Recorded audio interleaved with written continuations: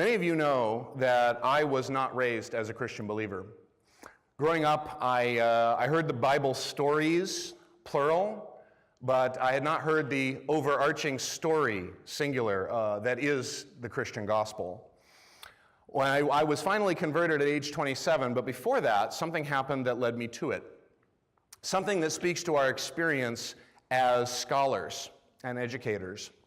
I had my first serious religious experience when I was in high school, and I read an essay by Ralph Waldo Emerson about what a profound and transcendent experience it is to know truth, to cut through what we are told is true and to discover what is really true, that it's actually a transcendent religious act to renounce opinions that we've been told are true when we discover that they are not really true, and to find the real truth. If you've read Augustine's Confessions, you may recognize the pattern. He read Cicero, and he said, that was my first real religious experience, and I was just overwhelmed with this thirst to know where that came from. To know truth was something so vital that I had to just keep pursuing it and know more and more. And eventually he discovered that the truth came from the triune God. And I followed a similar pattern, although Cicero was not my first step. I began reading Plato and Aristotle, and I read many other figures. I read Jean-Jacques Rousseau like a madman, because it seemed to be so profound. When I was finally converted at age 27, I discovered that knowing truth is not the highest end of human life, which is what I had believed up to that point. See, I identified knowing with that religious experience. I identified knowledge as the thing that we were made for because I had that religious experience when I discovered truth. I discovered when I was converted that knowing, mere knowing, is not the highest end of human life, because the God of the Bible cares intensely about knowing. The God of the Bible cares intensely about understanding and wisdom and insight, but the God of the Bible also cares just as intensely about whether the hungry are fed, and whether the naked are clothed, and whether the stranger is welcomed, and whether the isolated person is visited, and all of these other matters. I had viewed those as good things, but not as ends. They were things we had to do in order to maintain our lives, but that the purpose of our lives, if we really understood, the purpose of our lives was to gain knowledge and insight. But I began to realize that knowledge and insight were not elevated above these other ends. But where does that leave the life of the mind? If we no longer think that knowledge is the only end or the highest end in itself, that God cares just as much about feeding the hungry and clothing the naked, where does that leave the life of the mind? See, what had attracted me to the life of the mind was precisely that the truth was the truth whether it was useful or not. Right? That 2 and 2 make 4 whether that's useful to you or not. It may happen to be useful if you want to build a bridge to know that 2 and 2 make 4, but 2 and 2 make 4 whether it builds bridges or not.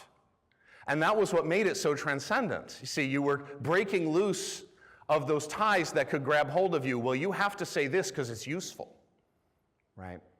So where does it leave the life of the mind?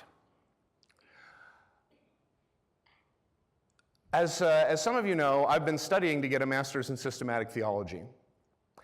And one of the most important, powerful things that I've read in the 2.5 years I've been working on this degree, by the way, I'm finishing this year. You see that finish line? Then I'll probably have to get a doctorate. Ugh. No. But one of the most important things I read was an essay by John Webster with a long section about the Oikonomia Theou. When I saw that, my eyes were wide open. I said, wow, somebody else is interested in the Oikonomia Theou. And I read about how he said the systematic theology has to recover the concept of the Oikonomia Theou if it wants to organize theological knowledge, because God has an order, an administration, an arrangement of all things. And we need to know, we need to discover the Oikonomia Theou, because that's what theological insight is. It's coming to understand God's arrangement for creation, which he's restoring in redemption. I'm paraphrasing, these are not exact quotes, but this was the main thrust of it.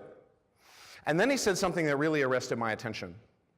He said, I agree with the critique of Enlightenment rationalism that has so conquered us in recent days, We have to be attentive to narrative, that reasoning is shaped by narrative, and that narrative is not itself a product of reasoning.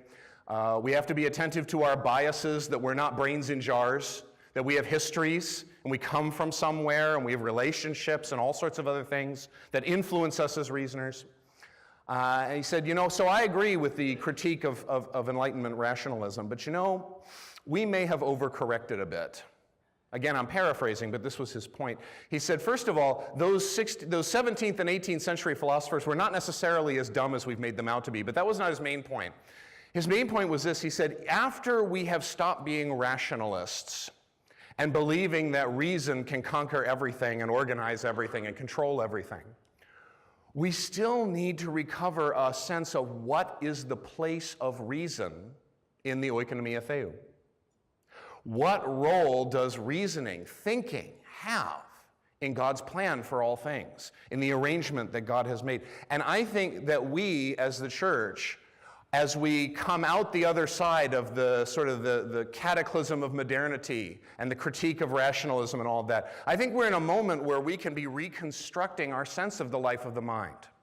That we cannot simply leave behind the idea of a life of the mind, but that the life of the mind, if it's going to be properly ordered, has to be connected to the Oikonomia theou, that the life of the mind has to be restorative of God's plan for all things, including building bridges and feeding the hungry. Right? 2 and 2 make 4, whether it builds a bridge or not, but you're not allowed to dismiss the people who build bridges, because we need those bridges in the Oikonomia theou. You can't escape from that. So it's been our honor and our privilege in the Oikonomia Network to be thinking together about what is our role as scholars and educators, as people who have decided that the life of the mind really matters, and it has a purpose in God's plan. And I think that what we've been doing is reconstructing a sense of how we, as people who have the privilege of living as scholars, can play a role in the Oikonomia theou. Not in the ivory tower sense that we know and other people don't know anything, and so they have to sit at our feet so that we can pour our knowledge into them, right? The people who build bridges, they have knowledge. They know things that we don't know and need to know. But nonetheless, there's an indispensable role for scholarship and for educators in the Oikonomia theou. And that the church cannot face the challenges of the coming generation without that.